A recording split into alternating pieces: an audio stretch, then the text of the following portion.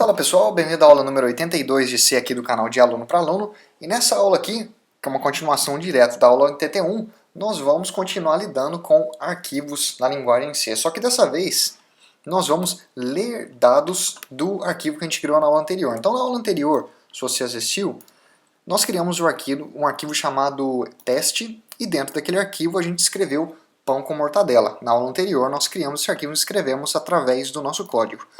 Agora, perceba que eu apenas alterei o nome do meu arquivo para string e criei um outro arquivo txt chamado número. Dentro desse arquivo eu tenho três números, 10, 20 e 30. E nessa aula a gente vai ler desses arquivos.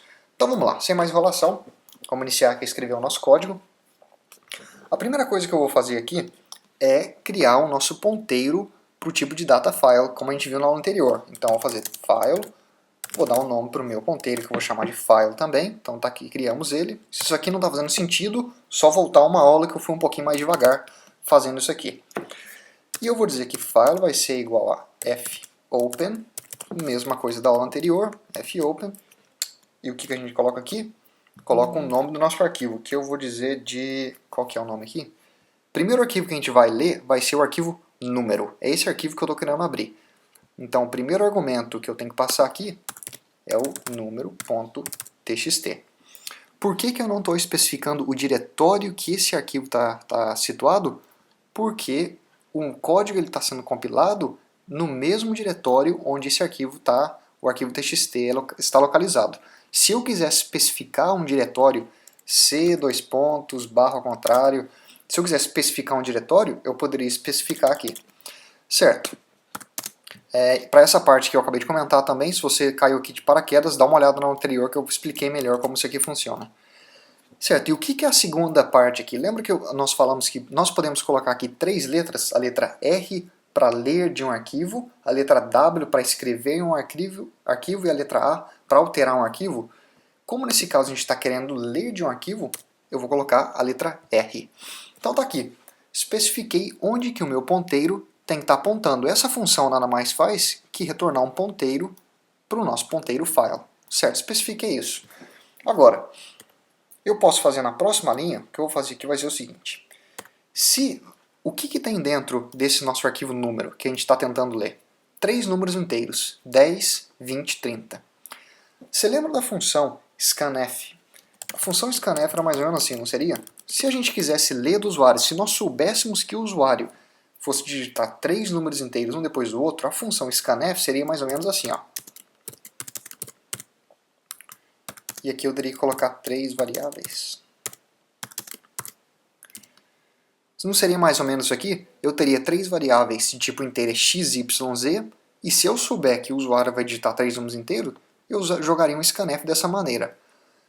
Parecido com isso aqui, tem a função fscanf.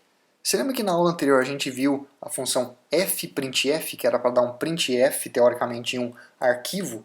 A função fscanf é para escanear dados de um arquivo. Então a gente vai usar a função scanf. A única diferença aqui é que antes de tudo isso, eu tenho que informar o meu ponteiro arquivo, que é o file. Informei ele aqui. E obviamente agora eu tenho que criar essas três variáveis x, y, z.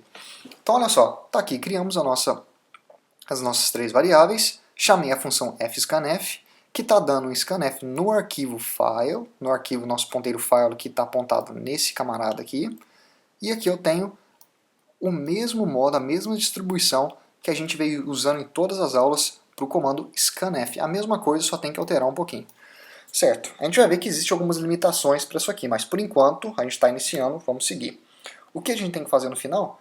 Para confirmar que deu tudo certo, eu vou dar um printf aqui, ó, nessas variáveis. Eu vou dar um printf nela para provar para vocês que realmente nós conseguimos ler aqueles números do nosso arquivo número txt.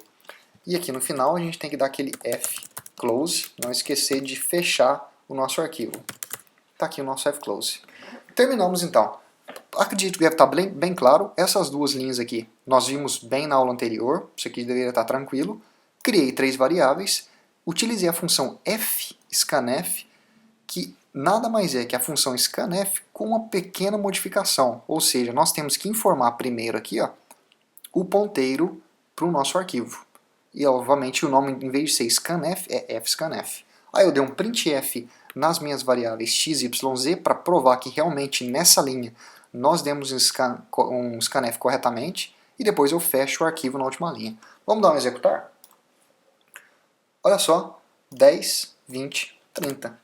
Só adicionar uma quebra de linha aqui para ficar mais bonitinho. Dá um executar de novo. 10, 20, 30. Ótimo, então a gente conseguiu ler aqueles três números.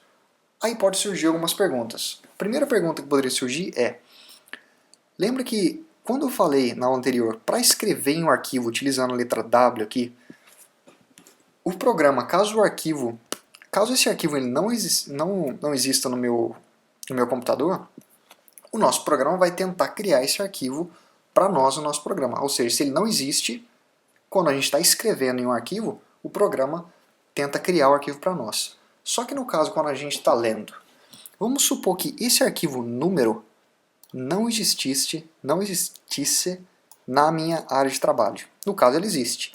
Só que, olha só, se eu colocasse em vez de número, eu falasse que o nome do meu arquivo é números. O arquivo números.txt não existe na minha área de trabalho. Eu tenho um arquivo string e eu tenho um arquivo número, mas números no plural eu não tenho. O que vai acontecer se eu andar a executar agora? Vamos ver a prova então. Olha só que apareceu alguns números aqui, só que não é o número 10, 20, 30 que eu estava esperando. Isso aqui é um problema, porque o que é aquele valor? Aquele valor já estava na memória onde a minha variável x, y, z foi atribuída. Aquilo é um lixo que já estava na minha memória. Não foi isso aqui, ó. Em nenhum momento isso aqui aconteceu. Isso aqui não aconteceu. Por quê? Porque quando eu chamei essa linha aqui, ó, para abrir esse arquivo, isso aqui não retornou para mim o endereço de memória, um ponteiro para esse camarada. Essa função não fez o dever dela. Por quê? Porque isso aqui não é válido, isso aqui não existe. Então a gente tem que fazer um controle disso, porque pode acontecer, se você estiver fazendo o seu programa, que talvez o usuário vai digitar o nome de vai tentar abrir um arquivo e aquele arquivo não existe. Não tem como a gente prosseguir, a gente tem que dar uma mensagem para o usuário dizendo: peraí, que isso aqui não deu certo. Então o que a gente vai fazer é o seguinte: como que a gente pode verificar isso? Como o nosso ponteiro file é um ponteiro, se essa função não executar o dever dela, esse ponteiro vai ser um ponteiro nulo. Ele não vai estar apontando no local, ele não vai estar apontando para nenhum local. Ele vai ser um ponteiro nulo. E para fazer isso, olha só o que eu posso fazer. Eu vou dar um comando if e eu vou dizer: se o arquivo file ele for igual a null, e o que é esse null aqui? Esse null é simplesmente para facilitar a nossa vida, ele é um modo de dizer se um ponteiro não está apontando em nada, ou seja, ele está apontando em um lugar nulo. Isso aqui que isso aqui está dizendo. Então eu estou fazendo um controle aqui. Se o meu ponteiro file, ele for igual a nulo, ou seja, ele não aponta em um endereço de memória, eu vou querer fazer o quê? Eu vou jogar uma mensagem para o usuário, eu vou dizer o seguinte: arquivo não pode ser aberto, e eu quero acabar com o programa. Por quê? Se o arquivo não pode ser aberto, quer dizer que eu não posso prosseguir, eu não posso ler nada do arquivo que não foi aberto. Então eu vou também dar um return, vou dar um retornar. Esse retornar que teria aqui embaixo, eu vou dar ele aqui em cima para sair do programa. Eu vou só jogar um system pause aqui para a gente poder assistir o que está acontecendo. Então, system pause. Então, isso aqui, a gente adicionou um controle no nosso programa para verificar se esse arquivo aqui, ó, ele for nulo, ou seja, a gente não conseguir abrir o arquivo por algum motivo, eu vou sair do programa e informar o usuário que o arquivo não pode ser aberto. Agora, caso isso aqui não aconteça, aí sim eu vou prosseguir com o que está escrito aqui embaixo. Então vamos tirar a prova e dar um executar? Olha só que agora eu recebi uma mensagem: arquivo não pode ser aberto. Por quê? Porque o arquivo números.txt não existe. Então realmente a gente conseguiu controlar isso aqui. Bacana. Se eu mudasse agora números para número do jeito que estava, ou seja, esse arquivo agora existe, e der um executar, agora sim eu recebi 10, 20, 30. E a gente conseguiu fazer o objetivo do nosso programa. Muito bacana, então a gente já tem que aprender isso aqui, muito importante fazer esse controle. Certo, agora existe outro problema, que é a segunda parte dessa aula, que é a função fscanf dá uma limitação enorme para a gente. Por quê? A função fscanf requer que o arquivo que eu esteja tentando ler esteja formatado de uma maneira perfeita para o meu scanf. O que eu quero dizer com isso? O comando scanf, ele necessariamente requer que eu informe o que está sendo escaneado. Ou seja, nesse caso eu especifiquei %i, %i, %i, ou seja, 3 variáveis inteiras e tudo beleza. Agora, o que aconteceria se em vez de tentar ler o arquivo número, eu tentasse ler o arquivo string, que está aqui na minha área de trabalho? Olha só, no meu arquivo string txt, eu tenho uma frase chamada, que está escrito pão com mortadela. Essa é a frase que eu tenho aqui dentro. O que aconteceria agora se eu mudasse esse camarada aqui para apontar para aquele arquivo, para o arquivo que está escrito pão com mortadela? Esse scanf aqui vai falhar. Por quê? Porque esse scanf está esperando 3 números inteiros e o arquivo não tem 3 números inteiros para dar. Então vamos dar um executar e ver o que acontece?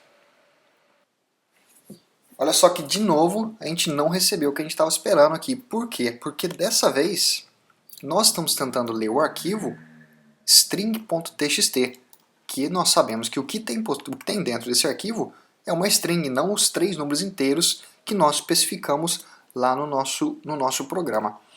Então, certo, como que a gente vai lidar para isso aqui? Essa aula já bateu aqui mais de 10 minutos, então na próxima aula, agora a gente vai aprender um modo de resolver esse problema sem utilizar a função fscanf.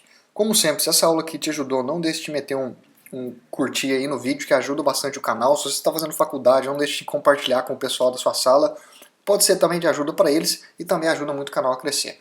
Até mais, te vejo na próxima aula, aula 83, com mais arquivos em C. Até mais.